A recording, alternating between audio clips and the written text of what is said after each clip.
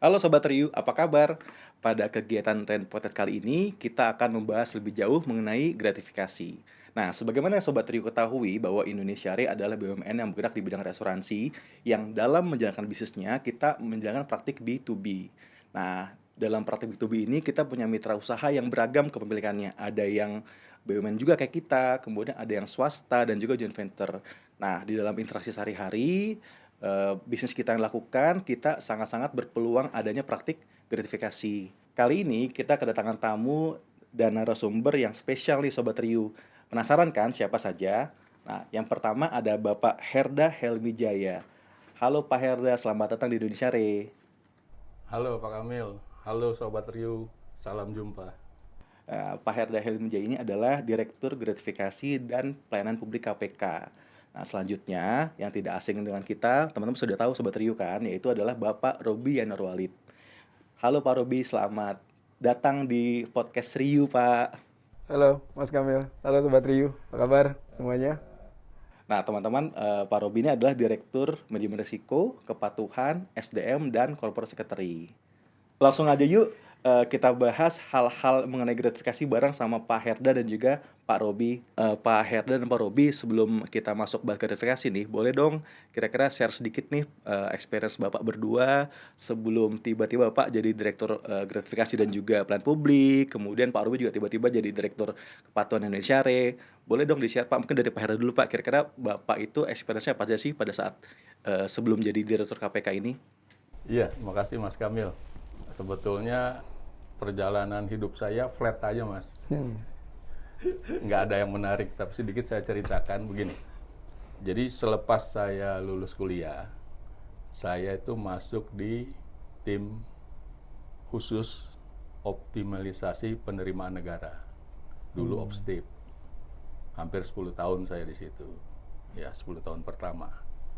10 tahun kedua, saya itu masuk tim auditor investigatif di BPKP yang menangani kasus-kasus korupsi yang ditangani kejaksaan, kepolisian, dan jadi pemberi keterangan ahli di pengadilan. 10 tahun kedua. Sisanya saya di KPK, Mas.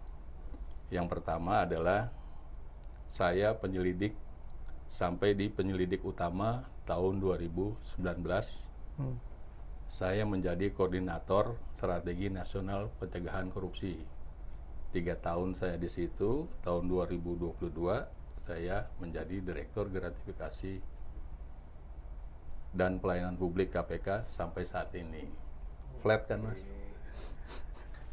Ternyata Hebat gitu itu. ternyata Bapak konsisten ya di bidang penegakan hukum berarti Pak ya sebenarnya Pak ya. Kalau begitu aja flat, gimana saya lebih flat lagi mungkin Pak. Flatnya ini Pak, flatnya benar-benar di bidang penegakan hukum, berarti benar-benar udah terlahir Bapak untuk jadi penegak hukum jangan Pak, berarti Pak. Nah, itu kan Pak Herda nih. Sekarang kalau Pak Robi gimana Pak? Boleh dong Pak di-share Pak, walaupun saya udah tahu sebenarnya Pak, cuma Bapak share sendiri deh, biar Sobat Riri tahu. Ya, ini Mas Kamil gara-gara Pak Herda duluan saya jadi minder sebenarnya. Saya kalau dibanding itu jadi nggak ada apa-apanya. Jadi saya lebih flat lagi nih Pak Herda. Jadi saya lulus Fakultas Hukum dulu tahun 94, 95 saya masuk, tapi masuk kerja Pak di Astra International Group lah ya. Tapi saya itu Mas Kamil bukan di bidang hukum Pak. Iya. Saya jadi salesman dulu 2 tahun, terus kemudian baru dicoba di perusahaan tersebut, tadinya nggak ada departemen hukum Pak. Nah terus dicoba bikinlah unit hukum gitu loh, direktur saya dulu bilang gitu, dan saya lah ditempatin. Iya. Dari situ saya mulai tuh merasa sudah cocok nih kuliahnya Fakultas Hukum, kerjanya dari hukum, udah di bagian hukum. Di situ saya belajar banyak. Terus kemudian tahun 2007 ya, jadi dari tahun 97 ke 2007 kurang lebih lah itu saya masuk asuransi itu Pak. Asuransinya asuransi joint venture Allianz Life, tapi pegangnya Allianz Life, Allianz Utama. Jadi asuransi umum, asuransi jiwa juga. Jadi saya kayak servicing company-nya gitu Pak. Jadi melayani legal dan compliance. Nah dari situ mulai itu Pak, saya masuk ke AXA. Di AXA juga saya jadi country head legal compliance juga. 5 tahun, 6 tahun saya pindah ke Bhinneka Life. Lagi-lagi pegang legal compliance, tapi terakhir pas directorship-nya saya juga pegang HC-nya, HRD-nya. Nah dari situ baru kira-kira 3 tahun yang lalu saya join di sini nih Pak. Jadi saya jadi direktur juga baru nih di sini nih, di Rio nih. Tapi Saya masih legal dan masih legal, compliance, kan? basicnya tetap legal compliance dan ditambah risk management. Nah, yang HC juga, jadi saya pegang itu termasuk corporate secretary. Saya lebih flat lagi kali Pak, jadi karyawan terus Pak. Gitu. Ya, jadi ya bidangnya, tapi kebetulan cocok lah gitu ya. Jadi sesuai nih dengan topik sekarang nih, saya sangat-sangat tertarik juga nih untuk diskusi. Apalagi ada Pak Herda dari KPK kan, sekalian belajar nih Mas Kamil kita ini semua. Jadi kalau Pak Herda konsisten di bidang penegakan hukum, kalau Pak Robi di hukumnya Pak konsisten berarti Pak. Ya, dari awal legal compliance safe gitu ya. Nah, Pak mungkin sebelum kita masuk lebih jauh tentang ngebahas gratifikasi, mungkin mumpung ada Pak Herda nih, boleh dong Pak kita di-define langsung dari Bapak nih, kira-kira sebenarnya gratifikasi itu apa sih Pak? Ya biar apa ya? Mungkin disampaikan secara bahasa umum yang mudah dicerna oleh kita, biar nanti Sobat Rio ini tahu apa sih sebenarnya gratifikasi itu. Gitu Pak. Iya, makasih ya Mas Kamil, Pak Robi, dan Sobat Riu. Jadi memang betul banyak pertanyaan apa sih gratifikasi. Ya, mungkin juga kata gratifikasi banyak orang baru kenal beberapa tahun belakangan ini kan gitu. Tapi secara sederhana sebetulnya gratifikasi itu hadiah. Hadiah. Apakah boleh kita menerima hadiah? Tentu ada syaratnya. Ya, makanya kemudian terutama yang berkaitan dengan tugas dan kewajiban kita ya, selaku penyelenggara negara, pegawai negeri, ya, ada aturan-aturan yang harus kita patuhi terkait penerimaan hadiah. Oleh karena itulah penerimaan hadiah itu maupun pemberian hadiah itu diatur dalam Undang-Undang Tindak Pidana Korupsi. Jadi bahasa sederhananya hadiah lah, ya. Tapi tidak semua hadiah, tanda kutip, itu hadiah. Nah, kenapa? Nah, nanti kita lihat latar belakangnya. Itu aja. Iya. Itu yang kita kaji lebih jauh Pak ya, berarti hadiahnya apa sih? Apakah tulus atau ada modus gitu Pak ya, berarti ya? Itu sebetulnya. Nah, mungkin tadi kan Pak Ruby, Pak Herda kan sudah menyampaikan nih Pak sekilas mengenai apa itu gratifikasi. Di Indonesia sendiri kira-kira gimana Pak pengaturan mengenai gratifikasi? Kita kan sebenarnya BUMN yang B2B, dan sebenarnya kita juga bukan perusahaan non public Pak ya. Kita nggak public serving sebenarnya di Indonesia itu. Kira-kira menurut Pak Robi ada nggak sih Pak potensi gratifikasi di kita nih Pak, perusahaan yang memang B2B kemudian non plan publik, kira-kira mungkin nggak Pak ada di Indonesia kemungkinan ada gratifikasi dari mitra kerja kita? Ya, baik Mas Kamil, saya sangat mensupport statement dari Pak Herda tadi, mensimplifikasikan bahwa untuk memudahkan tuh anggap aja gratifikasi itu hadiah. Jadi Mas Kamil juga, saya kutip-kutip aja, Mas Kamil bilang gitu juga tuh, menambahkan hadiah ada yang tulus, ada yang modus. Nah, yang kita bilang gratifikasi ini mungkin pas, saya ambil dari Mas Kamil tadi. Kalau ada modusnya, nah itu yang nggak boleh mungkin ya, karena itu nanti ada konflik kepentingan, terus ujung-ujungnya tentunya goal dari perusahaan untuk mendapatkan profit atau laba itu jadi terganggu tuh gara-gara itu, karena ada konflik kepentingan. Kita B2B, reasuransi ini perusahaan asuransi Pak. Yeah.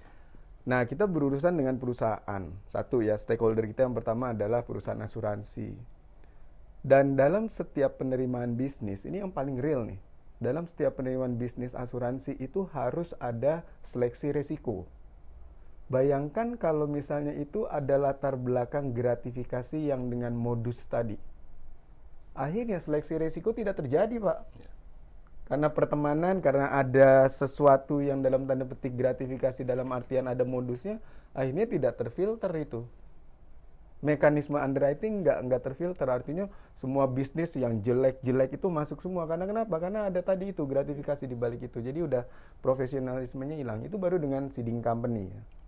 Kemudian dengan vendor sudah pasti. Jadi saya rasa modus-modus untuk menciptakan satu situasi gratifikasi dalam artian yang negatif tadi, konotasi tadi negatif, ada modus untuk kepentingan-kepentingan perorangan atau individu, itu sangat-sangat mungkin terjadi di kita. Itu kenapa kita coba untuk selalu di Indonesia Re, mungkin Sobat Riu juga semuanya tahu, selalu tiap tahun tuh dari timnya Mas Kamil, dari timnya compliance itu selalu mengadakan sosialisasi nih Pak Herda kita nih. Sosialisasi SMAP, Sistem Manajemen Anti Penyuapan. Itu kita lakukan sosialisasi. Biar orang bosen juga tiap hari kita ingetin. Dan setiap mau lebaran, mau Natalan ya, kita selalu kirim tuh ke vendor-vendor dan ke karyawan. Jangan kasih kita sesuatu. Kita udah setengah mati menjaga karyawan kita untuk tidak menerima suap, tapi godaan dari si penyuap ini nih yang di luar nih. Makanya kita ingetin di luar, jangan coba kasih kita ini celah untuk karyawan kita terima gratifikasi, dan kita larang. Saya banyak contoh-contohnya nanti di organisasi yang dulu, tapi nanti kita diskusi lagi lebih lanjut Mas Kamil. Oke, terima kasih Pak Roy penjelasannya. Pak, berarti kan sebenarnya tadi intinya adalah hadiah mana yang modus, mana yang tulus Pak ya. Nah, mungkin boleh nih Pak di-share oleh Pak Herda, kira-kira gimana kita ngebedain antara hadiah yang tulus tadi atau yang istilahnya di undang-undang boleh diterima oleh kita, mana yang tadi dilarang Pak. Mungkin Pak Herda boleh gak sih Pak kasih gambaran ke Sobat Riu? Iya, terima kasih ya Mas Kamil. Saya harus apresiasi Pak Robi nih dengan reasuransi. Karena apa yang dilakukan oleh teman-teman di reasuransi ini hal yang positif, dan memang ini yang kita dorong Mas Kamil dan Pak Robi. Jadi ini yang harus kita lakukan selalu. Kenapa? Tadi sudah disebutkan oleh beliau bahwa kita sibuk menjaga Karyawan. pegawai, SDM kita, karyawan kita, sementara ternyata godaan dari luar begitu luar biasa, tanda kutip, terkait dengan yang dipertanyakan Mas Kamil mengenai mana sih yang boleh, mana yang enggak, kan gitu. Ya, yang pertama adalah kalau kita bicara apakah pemberian itu menimbulkan konflik of interest, sebetulnya kuncinya di situ. Ya, makanya undang-undang, kalau nanti Sobat Riu baca undang-undang tindak pidana korupsi, ya, undang-undang nomor 31 dan undang-undang 20, itu akan terlihat di pasal 12B. Ya. Hadiah yang tidak boleh diterima itu adalah hadiah yang pertama berkaitan dengan jabatan. Yang kedua adalah bertentangan dengan tugas dan kewajiban. Jadi ada dua syarat, ya. Ini harus kita tolak. Apakah hadiah itu berkaitan dengan jabatan kita? Terus yang kedua, apakah ini kemudian bertentangan dengan tugas dan kewajiban kita? Ya, saya contohkan, katakanlah sebagai penyelenggara negara, pegawai negeri, pegawai BUMN, teman-teman sekalian ini kan sebagai wakil pemerintah, bagaimana cerminan pemerintah memberikan layanan. Tentu saja layanan yang sifatnya fair, ya kan, transparan, akuntabel. Nah, ini kan cerminannya. Tadi sudah disampaikan oleh Pak Robi, bagaimana akhirnya nanti hadiah yang tanda kutip kalau disitir oleh Mas Kamil itu ada modusnya, itu tentu saja akan mempengaruhi fairness, pasti itu. Nggak bisa nggak. Lambat laun, kalaupun tidak sekarang, ke depan pasti akan mempengaruhi fairness. Belum lagi bicara akuntabilitas, terutama analisis resiko yang harusnya ketat kemudian menjadi loose atau longgar. Betul. Ya, belum lagi kalau kita bicara transparansi, pasti nggak bakal transparan kalau kita sudah cenderung memilih sesuatu. Jadi itu yang nggak boleh sebetulnya. Kalau mengenai jenisnya macam-macam, Mas. Ada bisa berupa uang, berupa diskon, rabat, hadiah perjalanan, ya, voucher, ya, macam-macam kalau bentuknya. Kecuali janji. Kalau gratifikasi nggak ada janji. Jadi manis termasuk Pak ya. Apalagi doa, nggak apa-apa. Jadi memberikan doa nggak apa-apa. Ya, mungkin itu aja, Mas Kamil. Sebenarnya mungkin kadang-kadang Sobat Riu itu secara konsep sudah paham Pak ya terkait apa yang Bapak paparkan mungkin. Cuma kadang di lapangan situasi dan kondisi itu tidak memungkinkan kita buat nolak. Nah, kira-kira dari tips Pak Heda nih, pengalaman selama menangani gratifikasi, kalau ada kondisi kita di lapangan nggak bisa nolak terkait pemberi itu, kira-kira baiknya gimana Pak ya? Apa kita musuhin atau kita udah putus hubungan sama mereka? Apalagi Riu ini kan B2B. B2B itu kita perusahaan asuransi kan di Indonesia ya, itu aja Pak ya. Yang di sisi lain kita harus menjaga hubungan baik kita dengan mitra usaha. Di sisi lain kita juga tetap nih harus negakin nih aturan gratifikasi ini seperti itu Pak. Iya. Jadi mungkin ini yang perlu juga dipahami oleh teman-teman ya. Jadi selain yang tidak boleh tadi ya, karena kalau kita bicara ansih undang-undang ya, sebetulnya undang-undang juga sudah menyediakan jalan keluarnya, Pak Robi, Mas Kamil dan Sobat Riu. Jadi kalau kita lihat di pasal 12D B besar tadi, itu dibilang setiap pemberian gratifikasi, setiap pemberian hadiah itu dianggap suap bila dua hal tadi, berhubungan dengan jabatan, bertentangan dengan tugas dan kewajibannya.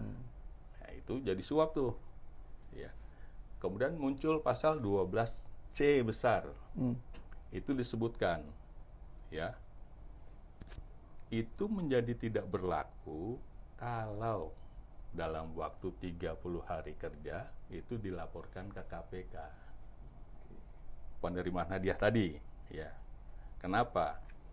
Pembuat undang-undang pun menyadari bahwa tidak mudah merubah satu kebiasaan yang bertahun-tahun itu terjadi. Betul. Sehingga diberikanlah suatu sarana untuk nanti teman-teman nih pelan-pelan, yuk kita rubah, pelan-pelan kita rubah kebiasaan-kebiasaan tanda kutip ya terkait pemberian hadiah dengan modus segala macam itu bisa hilang gitu. Tapi tidak juga kemudian memutuskan silaturahmi yang sudah ada. Gitu. Jangan mentang-mentang undang-undang bilang nggak boleh terus kemudian oh sorry ya enggak gitu. Nanti yang beri sombong amat dulu mau. Sekarang mentang-mentang ada Pak Herda nggak mau. Jadi itu. Jadi dalam waktu 30 hari Sobat Riu, 30 hari kerja ya kalau dalam situasi tidak bisa menolak, segera lapor ke KPK untuk kita analisis dan kita tentukan apakah ini memang bisa menjadi milik Sobat Riu ya kalau itu berupa barang ya atau ini menjadi milik negara. Tapi Sobat Riu pun kalau katakanlah senang dengan barang yang diberikan oleh orang itu ya untuk tetap menjaga independensinya itu bisa mengganti dengan uang Pak. Betul. Bisa mengganti dengan uang. Ya. Sebetulnya apa? Ini untuk menjaga tetap yang pertama adalah independensi nggak terganggu dan kedua bentuk declare. Deklarasi. Ya, bahwa ada orang loh yang berusaha memberikan saya sesuatu tapi saya laporkan gitu. Paling enggak itu kan menjaga integritas Bapak Ibu sekalian. Betul. Ya, itu yang paling penting sebetulnya. Itu. Jadi selalu ada solusi ya. Kalau misalnya kita nggak bisa nolak, KPK bertindak gitu Pak ya. Kan kalau jargon dukun bertindak, ini KPK bertindak ya. Kayak gitu. Nah, Pak Robi, aku izin kepo dong Pak. Kan tadi Pak Herda sudah bilang kalau pemerintah sudah mengatur ya Pak perihal gratifikasi. Nah, Pak Robi selaku Direktur yang Bidang Kepatuhan di Riu, kira-kira implementasi dari pengaturan tersebut dituangkan nggak sih Pak di dalam pedoman internal Riu Pak? Mungkin kalau boleh tahu, kepo dong Pak, perihal tersebut kira-kira kita nerapin nggak Pak di aturan internal Pak? Pasti Mas Kamil, Sobat Riu juga saya yakin tahu ya dan sosialisasi, makanya tadi saya sampaikan itu Sobat Riu saya himbau sekali untuk ikut selalu sosialisasi tersebut. Dan setuju Pak Herda, memang tadi kata kuncinya adalah ini tidak mudah untuk merubah budaya seperti ini nih. Dan karyawan Sobat Riu ini sudah dibekali sebenarnya dengan surat yang dikeluarkan oleh direksi, larangan penerimaan gratifikasi atau pelaporan gratifikasi. Itu sebenarnya satu tools yang disediakan. Jadi memang saya coba melihat kembali nih, kadang-kadang karena selama ini kita berteman dan selama ini kita terima-terima aja hadiah lebaran kah atau parcel Natalan dan lain sebagainya, susah untuk nolaknya gitu loh ya. Pada saat kita berubah, tapi balik lagi ini kembali ke kita nih, karena kita punya konsekuensi secara hukum tadi sudah disampaikan oleh Pak Herda, dan untuk bisnis juga, karena bisnis kita ini reputasi loh ya, bisnis reputasi nih. Orang beli asuransi itu karena trust terbangun karena reputasi yang dipelihara, dan itu yang melakukan itu adalah semua insan Riu nih, sobat Riu nih semua nih, termasuk manajemen, komitmen top down-nya itu jalan. Itu kenapa saya bilang kalau misalnya undang-undang ada sanksi, kita pun di aturan internal ada sanksi, Mas Kamil. Jadi bukan sekedar kalau nggak ketahuan kita coba-coba terus deh. Nah itu hati-hati tuh. Saya sangat mendiscourage itu gitu loh. Manajemen komitmen untuk menerapkan zero tolerance untuk korupsi ini atau penerimaan suap yang dalam kategori gratifikasi dengan modus tadi ada konflik kepentingan di sana. Berarti Pak Robi, Indonesia sudah punya Pak ya pedoman internal yang mengatur gratifikasi. Mungkin kalau boleh tahu Pak, di-share Pak ke Sobat Riu, apa aja sih Pak poin-poin yang diatur di dalam pedoman internal tersebut Pak?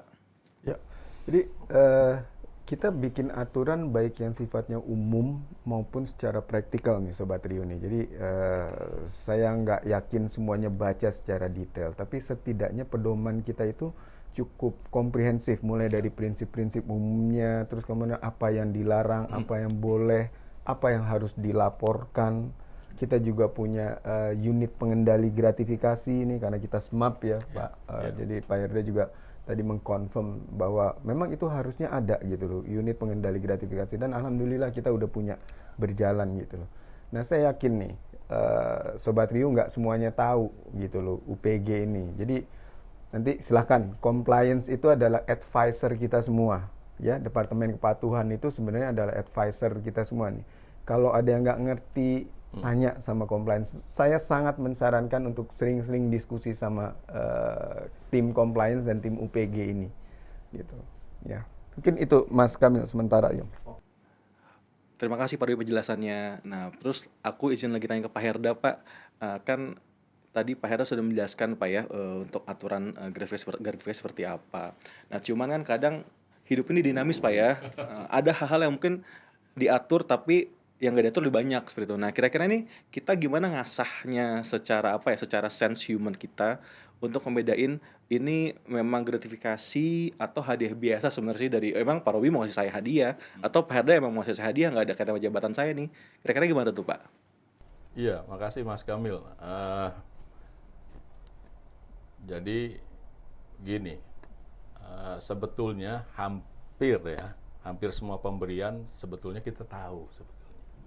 Cuma kadang-kadang kan kita perlu metode ya, bagaimana untuk meyakinkan apakah ini pemberian ini kemudian terkait dengan jabatan kita, bertentangan apa enggak sih dengan tugas dan kewajiban kita, kemudian yang berikutnya apakah ada konflik of interest gitu. Biasanya ini teman-teman bukan saya. Teman-teman tuh biasanya menggunakan metode prove it katanya. Ya, jadi prove it. Jadi buktikan bahwa ini memang betul-betul hadiah gitu. Karena tadi kuncinya kan tidak semua hadiah adalah hadiah. Apakah ini benar-benar hadiah? Makanya teman-teman pakai metode itu. Jadi di tempat kita itu ada tim analisis gratifikasi Pak, yang melakukan kajian-kajian, kemudian menggunakan metode prove it. Jadi prove it itu sebetulnya kepanjangannya dari P-nya itu kan purpose gitu. Jadi apakah tujuan dari pemberian ini gitu. Itu kita yang tanyakan, kita yang tahu orang memberikan ini tujuannya apa sih gitu. Kemudian yang kedua rules, tadi Pak Robi sudah bilang katanya banyak sekali rules, aturan-aturan terkait dengan penerimaan maupun pemberian yang berkaitan dengan gratifikasi. Nah itu kita bisa lihat itu. Kemudian yang berikutnya itu adalah openness gitu. Openness itu kita sering menyebutnya itu sebetulnya keluar dari diri kita sendiri, keterbukaan. Kalau kita nerima, kita malu gak ya? Ya, kan hampir dalam kasus yang kita tangani pemberian itu diam-diam Pak. Betul. Itu kan harusnya dia tahu gitu. Walaupun begitu kita tangani, saya nggak tahu Pak kalau ini berkaitan dengan ini gitu. Tapi waktu dia terima, dia malu-malu.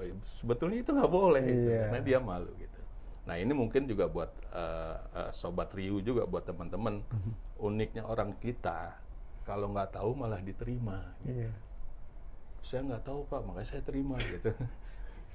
Itu coba baca media-media kalau yang terkait itu. Kenapa Bapak terima pejabat-pejabat? Oh, saya nggak tahu Pak, ini sumbernya dari mana. Padahal kalau nggak tahu ya ditolak. Gitu. Nah, itu terkait dengan openness tadi ya. Terus yang berikutnya adalah value, nilai pemberian. Walaupun gratifikasi sebetulnya tidak ada batas pemberiannya. Ya, tapi paling tidak value itu juga bisa membuat kita lebih aware. Berapa sih nilai yang diberikan, apakah signifikan gitu. Walaupun kecil-kecil pun kalau sering itu juga akan sangat mempengaruhi. Karena teman-teman atau Sobat Riu perlu ketahui sebetulnya sasaran gratifikasi itu adalah mindset dari si penerima. Ya, makanya saya sering contohkan ke teman-teman, kamu punya pacar gak? Punya. Apakah kamu sering memberikan pacarmu barang-barang mahal? Enggak, Pak. Paling ngajak nonton. Iya, kenapa? Karena yang mau dirubah adalah mindsetnya, bahwa saya orang baik. Nggak perlu memberikan mahal, tapi kalau terus-menerus dilakukan, maka mindset orang akan berubah. Oh, Mas Kamil ini orang baik. Jadi itu. Jadi walaupun value itu juga penting ya. Terus kemudian ethics pasti punya lah setiap perusahaan. Etika menerima memberi itu apakah ada, itu perlu kita lihat juga. Ya, kemudian yang berikutnya adalah identity atau identitas si pemberi, apakah berkaitan memang gitu. Ya, kadang-kadang pertanyaan sederhananya, kalau saya duduk di rumah, orang itu mau memberikan nggak ya? Tentu enggak. Orang itu memberikan karena saya punya posisi di kantor, kan gitu. Dan sebetulnya itu kan gitu. Yang berikutnya adalah timing. Nah, timing itu akan sangat berkaitan erat dengan konflik of interest tadi, Pak Robi. Betul, Pak. Ya, apakah saya sedang menangani suatu kegiatan yang perlu keputusan dari saya? Nah, itu yang harus. Jadi metode proof fit itu paling nggak bisa menolong. Ya, tapi sebetulnya saya yakinlah setiap kita itu sebetulnya punya sense of humanity sendiri gitu. Mana yang boleh, mana yang enggak. Gitu. Ada naluri ya, Pak? Iya, naluri. Iya. Makanya pertanyaan sederhananya, kalau orang tahu Anda menerima ini, Anda malu nggak? Kalau jawabannya saya malu, Pak. Gitu. Ya, itu nggak boleh sebetulnya. Jadi itu maksudnya. Oke, berarti kan sebenarnya Pak ada aksi, ada reaksi gitu Pak berarti ya. Nah, cuman Pak kalau dari sisi si pemberi nih Pak, kira-kira sebenarnya secara regulasi ada nggak sih Pak sanksi nih Pak? Kan kita udah capek-capek tadi Pak Roy bilang jaga diri, kita yang nerima ini kita receiver kita apa namanya nggak usah teman kan akhirnya kadang-kadang pemberi juga ada andil situ Pak ya. Nah, kira-kira secara regulasi ada nggak sih Pak sanksi untuk pemberi gratifikasi ini yang kalau ternyata memang ini ternyata ya modus tadi nggak tulus Pak? Iya. Sebetulnya gini Mas Kamil, jadi gratifikasi itu baru berimplikasi hukum manakala dia berubah menjadi suap. Nah, tadi yang saya bilang pasal 12B besar, ya, gratifikasi dianggap suap bila terkait dengan jabatan dan bertentangan dengan tugas dan kewajibannya. Pasal 12B besarnya. Ya. Gratifikasi dianggap suap bila berkaitan itu. Tapi kemudian di pasal 12C-nya dibilang, ya, bunyi pasal ini ayat 1 ya, itu tidak berlaku manakala dilaporkan. Jadi kalau sudah dilaporkan, ya nggak ada sanksinya. Baik si penerima maupun si pemberi. Tapi kalau tidak dilaporkan dan kemudian belakangan diketahui terkait dengan jabatan dan bertentangan dengan tugas dan kewajibannya, itu berubah menjadi pasal suap, Mas. Begitu jadi pasal suap, maka yang menerima maupun yang memberi itu akan sama-sama dikenakan sanksi. Ya, jadi kalau masih gratifikasi, ya enggak. Paling sanksinya sanksi moral. Artinya gini, ya, kalau nanti ke depan kita sedang rubah, mungkin ini informasi juga buat Sobat Riu, kita sedang berusaha menyempurnakan peraturan komisi terkait pengelolaan gratifikasi. Ya, kita mau ke depan salah satunya adalah mendorong teman-teman UPG, unit-unit UPG itu punya semacam showcase atau lemari gitu. Kalau ada pemberian itu ditaruh di situ aja gitu. Ya, tentu setelah di koordinasi dengan KPK segala macam nanti kita atur sama-sama. Biar orang memberikan gratifikasi tahu, waduh, barang saya berikan kok ada di situ. Berarti nggak diterima sama bapaknya gitu. Pantas kok saya nggak menang juga gitu rupanya. Ya. Tender ya Pak? Iya, umpamanya gitu ya. Ya artinya seperti itu Mas. Ya, jadi kalau dia berubah menjadi suap, pemberi maupun penerima itu bisa sama-sama dihukum kena sanksi. Nah, Pak Robi, kalau di internal Riu sendiri, kira-kira kalau ada karyawan Riu yang menerima atau memberikan gratifikasi, kira-kira ada sanksi internal nggak Pak yang kita kenakan ke mereka Pak? Ya, Mas Kamil, Sobat Riu, saya sekalian mengingatkan bahwa kita menganut prinsip zero tolerance. Zero tolerance itu gampangnya adalah tidak ada sesuatu pun yang dilanggar ini yang tidak dikenakan sanksi. Pasti akan disanksi. Kalau misalnya memang melanggar, konteksnya dalam hal ini melanggar ketentuan-ketentuan terkait dengan larangan penerimaan atau pemberian gratifikasi. Secara prinsipnya kita atur dengan prinsip zero tolerance tersebut, Mas Kamil. Oke, berarti kita ada sanksi tegas Pak ya berarti ya sesuai ya. Nah Pak, terus kita lah kita ada willingness buat melaporkan. Nah, cuman kadang kita ngomongin masalah pelaporan nih masalah keamanan dari pelapor sendiri Pak. Nah kira-kira menurut Pak Herda, kalau misalnya nih ada Sobat Riu yang emang ingin melapor KPK, kira-kira dia bakal ngerasa secure kah, aman, dilindungi atau malah bahaya ya kira-kira Pak? Kadang-kadang kan kita lapor, kita merasa terancam kadang gitu kan ya. Nah kira-kira itu gimana Pak Herda? Gini Mas Kamil, ini yang terkadang menjadi dilema, seolah-olah orang kalau melaporkan itu akan dilindungi dengan katakanlah secure yang betul-betul ketat gitu. Sebetulnya gini, dalam banyak kasus ya, kerahasiaan itu tetap kita jamin. Tapi sebetulnya pelaporan gratifikasi itu kan tujuan utamanya adalah bagaimana kita memperbaiki lingkungan. Ya. Kita memperbaiki lingkungan. Kalau orang itu melapor dan lingkungan kita nggak perbaiki, ya percuma dong. Jadi akhirnya orang terima lapor. Nggak pernah kemudian ada perubahan dari tadi diceritakan oleh Pak Robi. Orang tetap aja beri gitu. Teman-teman di sini, Sobat Riu, kebetulan integritasnya sedang tinggi, terima lapor. Nggak habis-habis. Yang kita mau adalah sebetulnya, ya, setiap pemberian itu, ya, kita analisis. Kenapa sih orang masih memberi? Ya, padahal kita tadi sudah ceritakan oleh Pak Robi, teman-teman sudah melakukan sosialisasi, jangan memberikan. Tapi masih ada yang memberi. Jangan-jangan ada yang salah nih di kita. Ya, kok nggak ngerti sih udah dibilang jangan memberikan, setiap pemberian pasti nggak akan bisa mempengaruhi keputusan kami gitu. Tapi kok masih ada gitu. Karena kami mengidentifikasi paling enggak ada 5 hal yang membuat atau menyebabkan orang masih memberikan.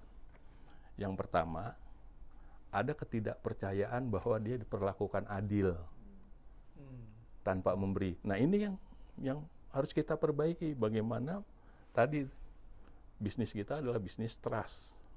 Bagaimana kita terus menumbuhkan trust. Tanpa hadiah, tanpa gratifikasi, kamu akan diperlakukan. Ya, kamu akan dilayani, kan gitu. Yang kedua, memang bisa jadi ada pegawai kita yang memang nggak fair.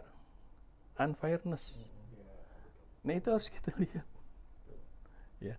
Yang ketiga, bisa jadi memang ya pelayanan kita tidak transparan, kurang transparan, sehingga orang masih kalau mau jelas kasih sesuatu dulu baru dijelasin gitu. Ya.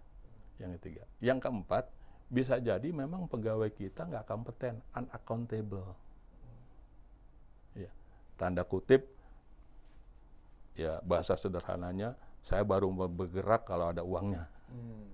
Kan ada tuh yang pegawai gitu. Nah ini yang begini, artinya tidak hanya sekedar kita menerima laporan, ya, tapi kita analisis kenapa orang masih memberikan.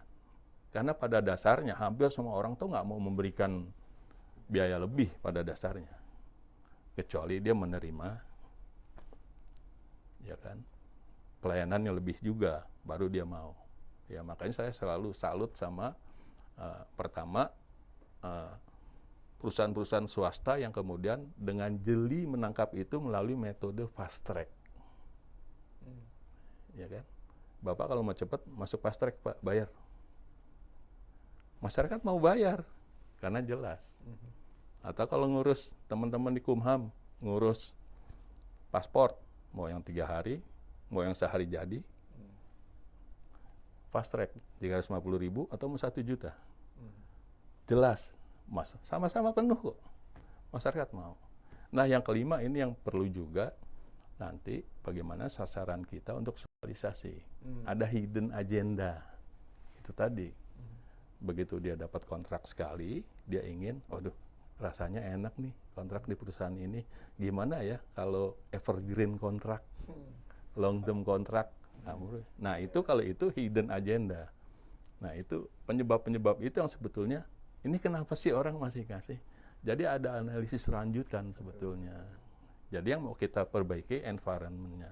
Walaupun kerahasiaannya tetap kita jaga. Tapi saya yakinlah teman-teman di sini, Pak Robi dan kawan-kawan, kalau ada pegawai atau teman-teman yang lapor, Pak, ada gratifikasi, ya nggak dikucilkan, suci lo gitu. Ini biasa gitu-gitu. Saya yakin nggak begitu, apalagi dengan zero tolerance value tadi. Saya pikir ini yang harus kita dorong. Iya. Berarti ini banyak banget ya pencerahan dari Pak Herda terkait gratifikasi teman-teman Sobat Riu semua. Nah Pak, boleh dong Pak di-sharing Pak, selama Pak menjabat Dir gratifikasi ini, kira-kira ada pengalaman menarik apa aja sih Pak yang pernah Bapak alami? Mungkin juga Pak Robi juga. Boleh dong Pak, di Riu nih Pak, selama Bapak menjadi Dir Kepatuhan, kira-kira apa sih Pak dari kasus menarik terkait gratifikasi? Misal ternyata Bapak tiba-tiba dikasih sesuatu di depan rumah gitu kan, ekstrimnya gitu kan, atau seperti apa? Mungkin boleh dong Pak di-share ke Sobat Riu, kira-kira. Pengalaman pribadi atau? Boleh pribadi, boleh sebagai pejabat dirnya. Sepertinya orang-orang tahu deh value kita gitu. Jadi kalau tiba-tiba di rumah ada sesuatu, itu nggak pernah. Iya, nggak pernah. Karena tahu, dan rumah saya juga biasanya kan kami biasa merahasiakan sesuatu kan gitu. Terus yang kedua, kalau rayuan-rayuan itu mah biasa, Pak. Udah kebal ya Pak Marian berarti Pak sekarang Pak ya? Ya, hati saya sudah beku dengan Udah mati rasa gitu. Udah mati rasa. Tapi yang menarik adalah kalau teman-teman Sobat Riu itu melihat kasus-kasus korupsi sekarang saja, itu tuduhannya adalah penerimaan gratifikasi sekian miliar. Kenapa? Karena dia nggak pernah melapor menerima sesuatu, sehingga menjadi suap. Buka yang baru, yang sekarang lagi rame kan, saya nggak usah sebut nama kementeriannya, tapi lagi rame kan tuduhannya adalah penerimaan gratifikasi. Nah sebelumnya juga pegawai suatu kementerian itu menerima gratifikasi. Kenapa? Karena dia menerima sesuatu nggak pernah melaporkan, begitu kemudian kasusnya muncul, itu pasti dia teman-teman penyidik ya, teman-teman penyidik baik dari kepolisian, kejaksaan maupun KPK, itu pasti akan tanya ke unit kami, Pak, orang ini pernah melaporkan penerimaan sesuatu nggak? Enggak. Begitu enggak, udah lewat 30 hari, langsung jadi suap, Pak. Jadi kuncinya itu Pak ya, nggak lapor jadi tools buat penegak hukum, suap gitu berarti Pak ya? Ya memang sih, jangan lapor aja, mudah-mudahan nggak ketahuan gitu. Iya, mudah-mudahan nggak ketahuan. Saya bilang, ya silakan saja. Karena masa kadaluarsa 18 tahun. Ya jadi ya hitung-hitung aja. 18 tahun, mudah-mudahan nggak ketahuan. Begitu masuk 17 tahun, 9 bulan, 11 bulan ketahuan. Ya tetap juga kan, percuma nungguin. Kalau Pak Robi Pak, ada nggak pengalaman unik Pak selama ini Pak terkait gratifikasi baik Bapak sebagai direktur atau personal Bapak? Ya sebelum jawab itu saya sih ingin menggarisbawahi intinya di bilang Pak Herda itu benar Pak. Mendingan kita lapor Pak, transparan. Kenapa? Peace of mind. Iya. Apalagi kita BUMN, ya kan? Kita lihat banyak kasus udah nggak menjabat, udah 10 tahun mungkin nggak menjabat dipanggil, suruh mempertanggungjawabkan pada saat dia menjabat. Iya. Buat saya di BUMN ini, saya pengalaman saya di swasta semuanya. Puluhan tahun ya, tapi masuk sini baru 3 tahun, tapi beban mental ini sebagai direktur di BUMN itu lebih, tanggung jawab moralnya lebih besar lagi tuh. Dan bukan nggak mungkin ada orang coba, misalnya saya membawahi bidang training juga Pak, karena kan pengembangan SDM. Itu vendor-vendor mau ketemu, mau apa, saya kadang-kadang Dulu waktu saya bukan siapa-siapa nggak mau ketemu. Begitu sekarang saya sudah menjabat kok jadi banyak yang mau ketemu. Nah itu kan udah tuh. Nanti kita post power syndrome loh Mas Kamil. Begitu udah nggak menjabat nggak ada lagi orang mau ketemu kita. Tadi yang seperti Pak Herda bilang juga, kalau saya bukan siapa-siapa, ada nggak sih orang mau ketemu saya gitu. Nah itu udah menjadi curiga ya. Dan pengalaman yang paling saya mau share Pak Herda ini, saya salut. Ini orang bule ya. Waktu itu karena saya di JV Company. Jadi dia tuh dikirimin ke rumahnya. Karena aturannya ketat terkait dengan gratifikasi di perusahaan asing tersebut, dan itu dari grup regional sampai di Indonesia, itu ketat sekali. Kalau ketahuan out langsung, nggak ada toleransi, dipecat. Jadi artinya orang nggak mau ngasih ke kantor karena saya compliance ya Pak, saya bagian kepatuhan waktu itu, saya selalu dilaporin. Karena si vendor itu tahu, si bisnis partner itu tahu Pak, dia nggak kirim ke rumah, ke kantor, tapi ke rumah. Yang saya salut adalah dia bawa itu ke kantor, dia kasih tahu, kemudian dia balikin, dia kasih tahu dulu. Apa yang terjadi dengan si pemberi? Si pemberi sudah barangnya itu dikembalikan, kemudian dia di blacklist oleh perusahaan. Karena itu salah satu sanksinya, si vendor itu di blacklist jadi. Itu pengalaman. Pengalaman kedua ini ada CEO-nya bahkan. Jadi dapat Mont Blanc. Dulu aturan main kita itu nggak boleh lebih dari 500.000 cuma rupiah loh. Dia hitungannya kan pakai euro karena dari perusahaan Eropa gitu. Ini 500.000 rupiah, berapa euro tuh kira-kira? Kan sedikit sekali. Dapat Mont Blanc. Dan Mont Blanc-nya itu digrafir nama dia. Kan secara aturan ini kan berarti khusus ya untuk si orang tersebut. Iya. Yang ada dia lakukan adalah dia ke meja saya, dia kasih tahu, Pak Robi, saya terima ini, ada nama saya.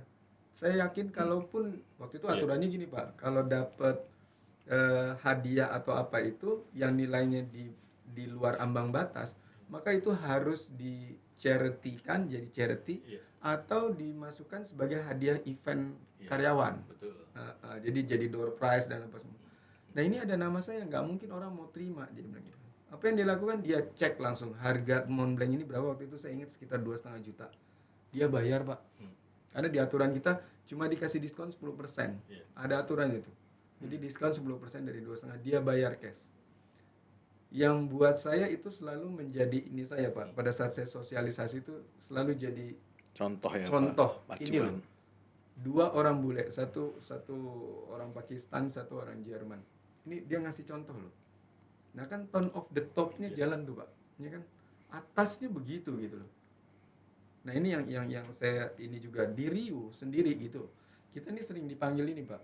Kok dipanggil sih? Diundang sebagai pembicara dalam bidang asuransi. Ya kan? Seminar, FGD, macam-macam Pak. Dan selalu dapat ini. Itu selalu kita lapor konsisten, dilaporkan ke UPG dan kita laporkan ke KPK ya.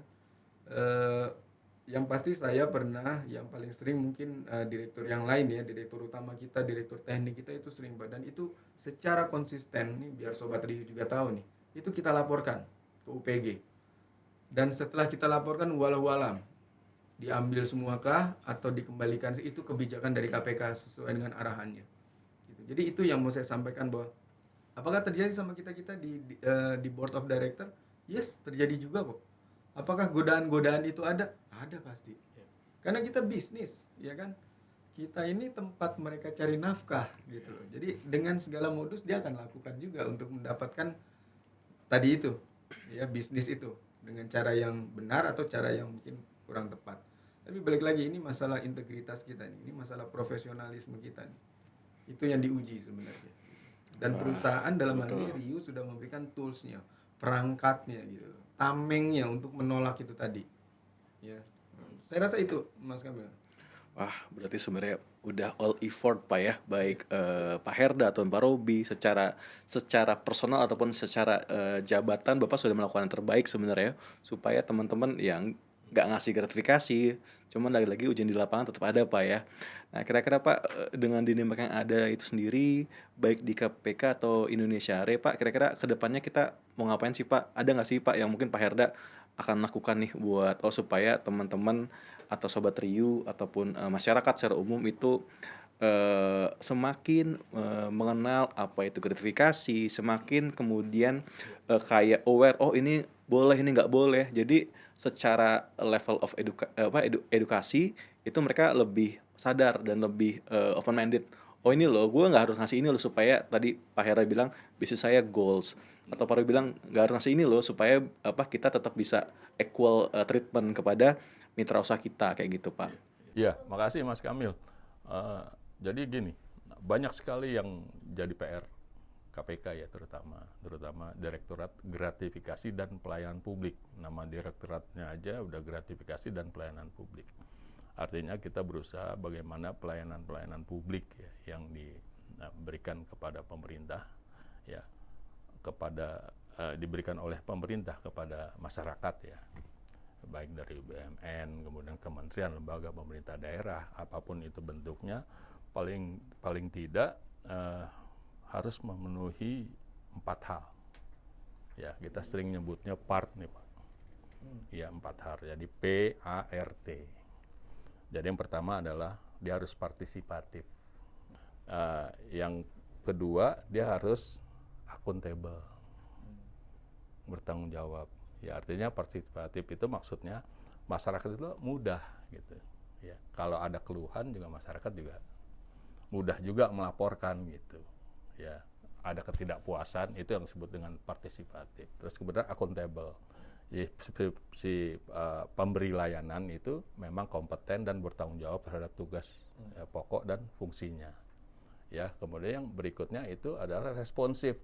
Kita ini harus bisa dengan cepat menangkap apa sih yang dimaui oleh masyarakat. Responsif.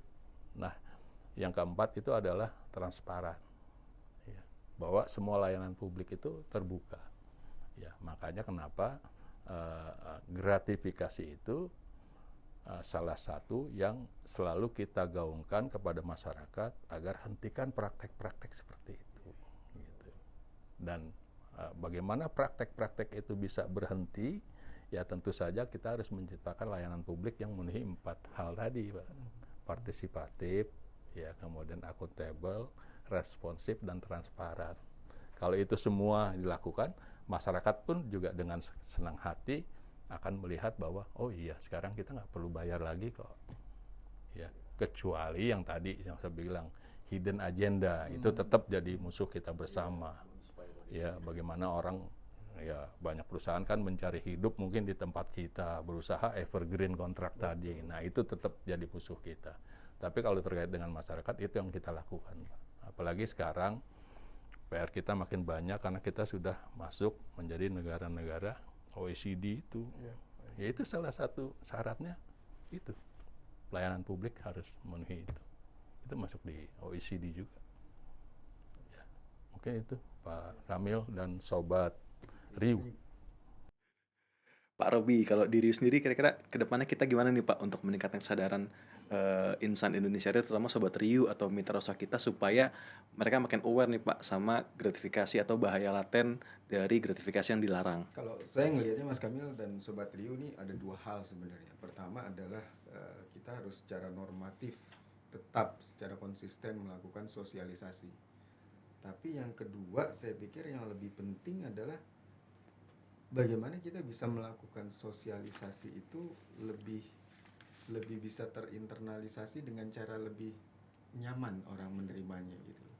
Jadi bahwa kita memenuhi segala aturan, aturan-aturan tentang kepatuhan ini itu bukan sesuatu yang karena keterpaksaan, tapi memang menjadi kebutuhan dan memang fun kita melakukannya. Jadi sosialisasi pun juga harus fun.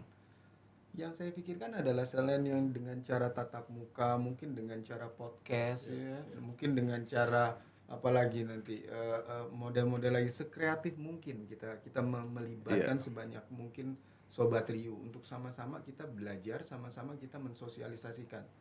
Bahkan kita kalau di organisasi lain ini Pak Herda ini saya tahu loh, kalau seseorang itu melanggar ketentuan internalnya di apakah itu kode etik, peraturan perusahaan, SK dan lain sebagainya, atau dengan gampangnya dibilang bahwa seseorang karyawan ini melanggar kepatuhan, itu akan menjadi pengurang dari performance appraisal dia.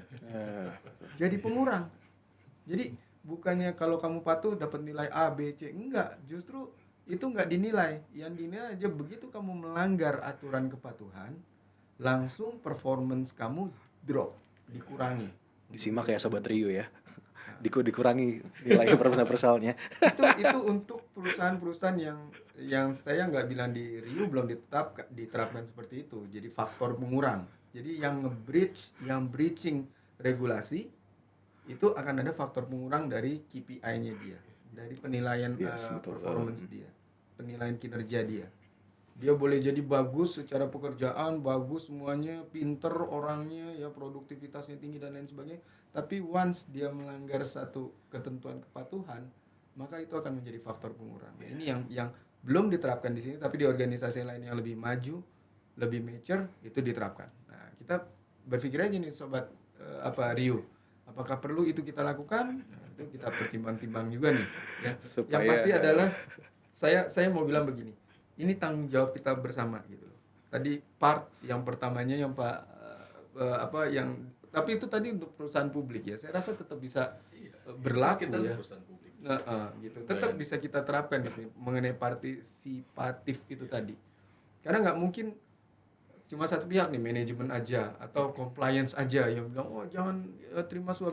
Tapi kalau karyawannya di belakang layar atau di belakang nih Sobat Rio nih, kita nggak tahu, tapi ingat ada sanksi hukum ya tadi undang-undangnya ada, sanksi pidana itu merupakan suap, itu sanksi pidana, pemberi dan penerima sama.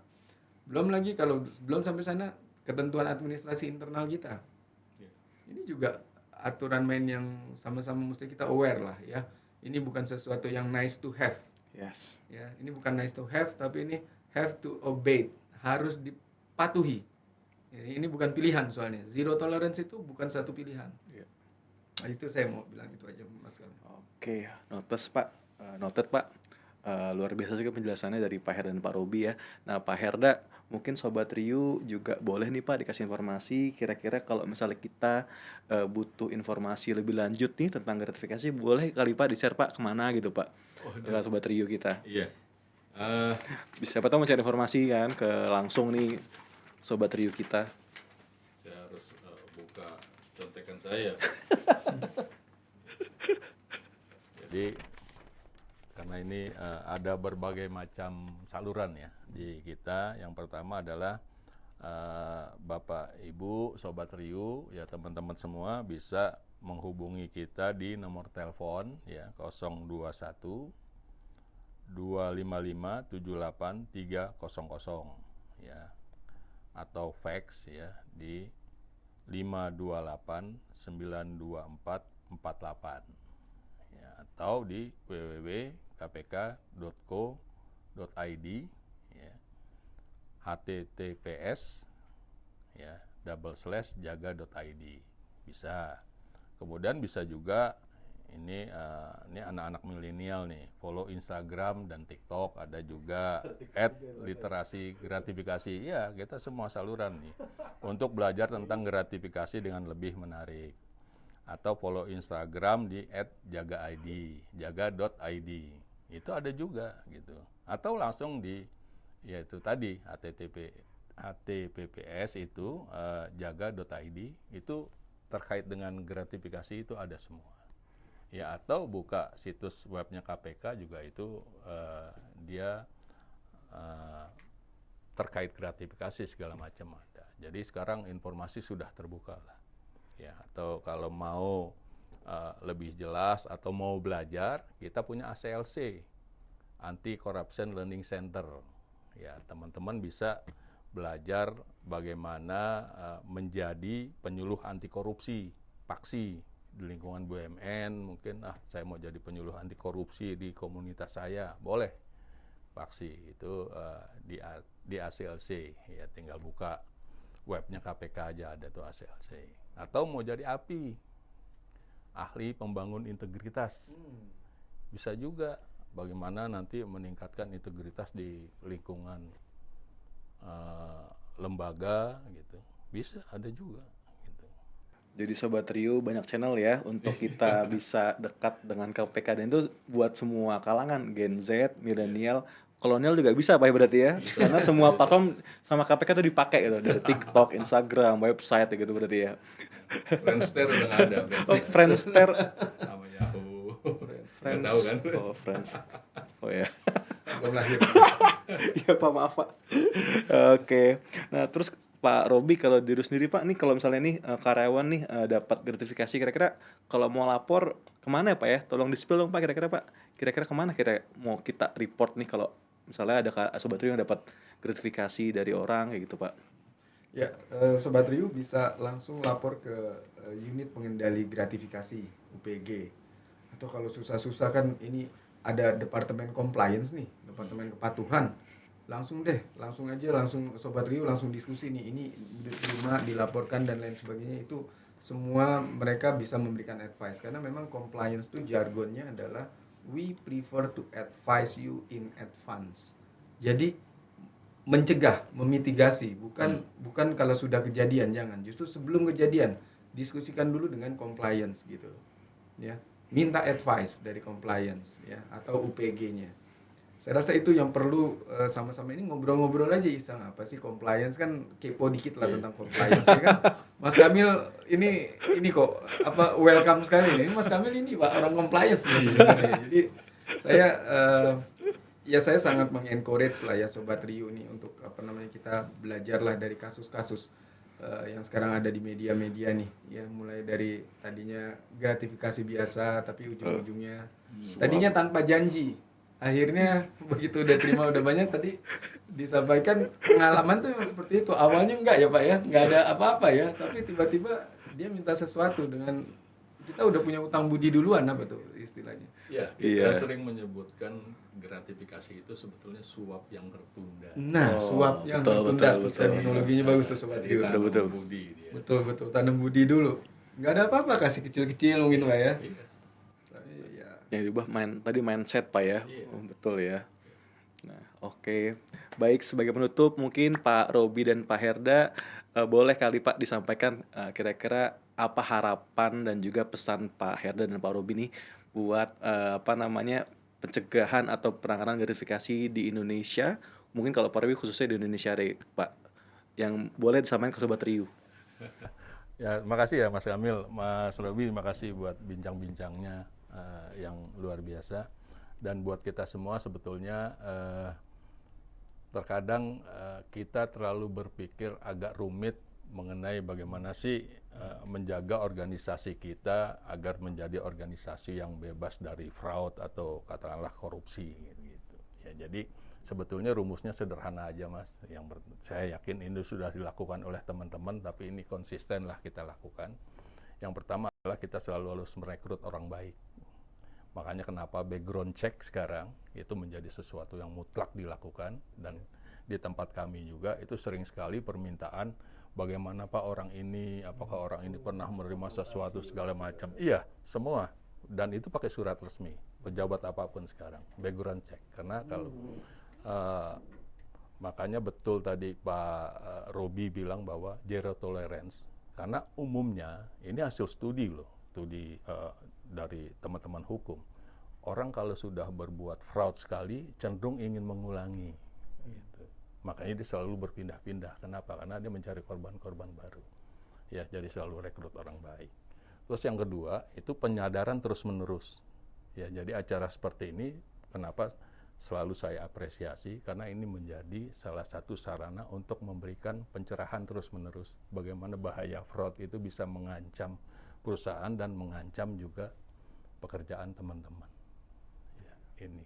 Ya, terus yang paling tidak dengan begini, ini melepaskan tanggung jawab dari teman-teman compliance, jajaran direksi maupun komisaris, bahwa kami selalu peduli terkait fraud kepada karyawan kami loh.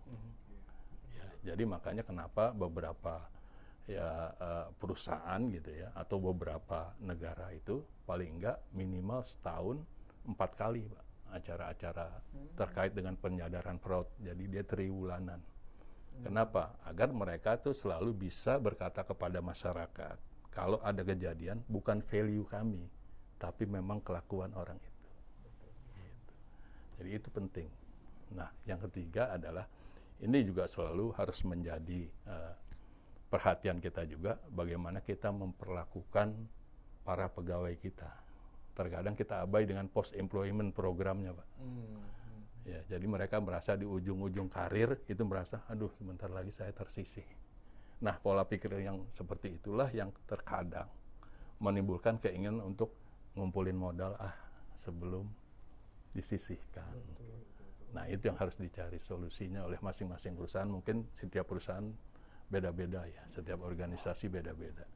Saya selalu kasih contoh, katakanlah untuk kedudukan tertentu, katakanlah contoh di Amerika itu, mereka tuh memberikan lifetime tenurial. Ya, artinya apa? Artinya dia bisa tahu, ini orang ini hidup berapa tahun sih? Paling maksimal 80 tahun atau 85 tahun. Kalau dia pensiun umur 60 atau 65, ya kan, dikasih tetap gaji penuh sampai dia meninggal, paling umur 80 tahun, 15 tahun, dia sudah bisa mengurangi potensi keinginan untuk fraud dari orang-orang yang berkedudukan yang luar biasa ini kan. Yang sekali fraud mungkin bisa ratusan miliar, triliunan gitu. Nah, ini mungkin perlu bantuan dari teman-teman bagaimana terkait post employment program itu tentu bisa berbeda-beda tergantung situasi kondisi masing-masing perusahaan kan. Paling tiga hal itu aja sih yang ya tentu harus sama-sama kita lakukan. Tidak bisa sendiri-sendiri. Ya, itu aja Mas Kamil. Kalau dari Pak Ryu, Pak, kira-kira apa harapannya, Pak? Dan mungkin pesan yang mau disampaikan ke Sobat Ryu? Ya, pertama pesan saya ke Sobat Ryu, ya, ke kita semua di sini ya. Ini Pak Herda sudah menyampaikan banyak sekali insight ya, banyak sekali contoh-contoh kasus ya, prinsip-prinsip. Saya ucapkan pertama kali terima kasih nih Pak sebelumnya, Pak Herda dan tim dari KPK tentunya. Ini saya minta untuk mungkin sama-sama kita renungkan ya, kita jadikan ini pelajaran ya, bahwa yang namanya suap itu bukan hanya berdampak kepada diri kita sendiri, tapi bukan terhadap reputasi kita sendiri, tapi bisa berdampak juga ke bisnis. Ya. Tadi saya sampaikan bahwa bisnis kita ini based on trust. Trust itu dibangun dari integritas dari orang-orangnya, karyawannya. Jadi ini bukan sesuatu yang take it or leave it. Ini bukan sesuatu yang pilihan gitu loh. Kalau mau join di keluarga besar Ryu, ya Sobat Ryu ini kita sama-sama nih. Ini PR kita sama-sama, reminder kita sama-sama bahwa tadi Pak Herda bilang di luar negeri bahkan tiap kuartal ya Pak ya. Berarti setahun 3 bulan sekali, setahun 4 kali. Jadi Sobat Ryu mungkin ini juga menginspirasi saya untuk nanti saya mungkin akan minta compliance untuk susun strategi sosialisasinya, komunikasinya, remindernya ke seluruh Sobat Ryu ini. Bagaimana caranya supaya bisa lebih intens, lebih menarik bahannya, lebih fun. Dan yang penting adalah semua Sobat Ryu paham akan pentingnya kebijakan anti korupsi, anti suap ini. Dan bagaimana dampaknya ke diri kita sendiri, ke keluarga kita sendiri, dan juga terhadap perusahaan. Jadi terakhir mungkin pesan saya ke Sobat Ryu, tolong support. Ini tanggung jawab kita bersama keluarga besar Indonesia Re. Begitu mungkin Mas Kamil. Oke, terima kasih banyak Pak Herda dan Pak Robi atas penyampaiannya. Jujur Sobat Ryu ini sangat-sangat bermanfaat buat kita semua, karena gimana pun juga apa yang disampaikan oleh Pak Herda dan Pak Robi sangat bermanfaat ya. Jadi mungkin terima kasih banyak Pak Herda dan Pak Robi atas penyampaiannya ke kita semua. Demikian Ren Podcast kita kali ini. Semoga bermanfaat untuk Sobat Ryu. Jangan lupa follow, like, dan subscribe sosial media Indonesia Re. Dan sampai jumpa di episode Ren Podcast selanjutnya. Terima kasih. Salam Sobat Ryu.